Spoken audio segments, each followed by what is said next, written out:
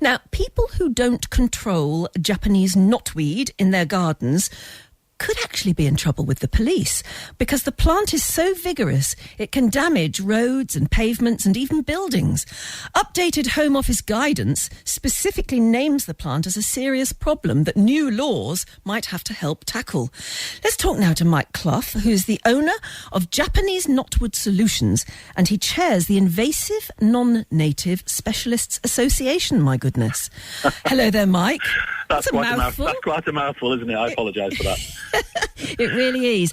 But Japanese knotwood is more than just a pest.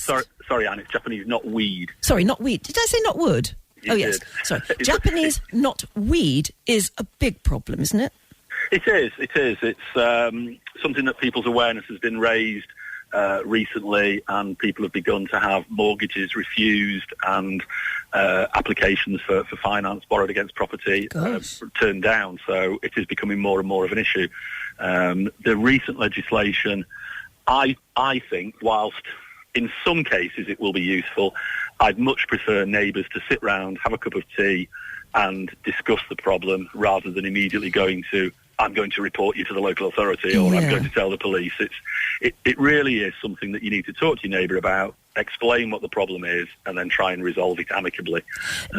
Your company is called Solutions. It is. What are the solutions to Japanese knotweed? Because it's really difficult to rootle out, isn't it? The main thing is perseverance.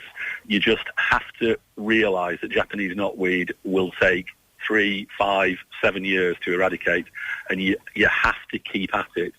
And people often say to me, what is the secret to Japanese knotweed eradication? And I always say it's just a matter of keeping good records and remembering to go back and treat it again and again each year. What you're trying to destroy is the large rhizome network beneath the ground. Yes. One way of thinking about Japanese knotweed is a little bit like an iceberg. There's a little bit on the surface and a huge amount beneath the ground. So if you see 2 or 3 little stems coming up in your garden, you can guarantee that somewhere nearby there's a network underneath. There's a huge network underneath. So how do you actually have to dig down to the rhizome and do something to that? Well, there are, in a private garden, what we'd prefer to do is chemically treat it over a period of time, because the holes that you have to dig, if you were to dig 1 square metre of Japanese knotweed out, you'd have to dig down between 2 and 3 metres and 7 metres in all directions from that parent plant. Wow! It's a huge amount of soil. So 1 square metre, all that material would then have to be taken off-site to a licensed tip, and that 1 square metre would cost you between £35,000 and £45,000.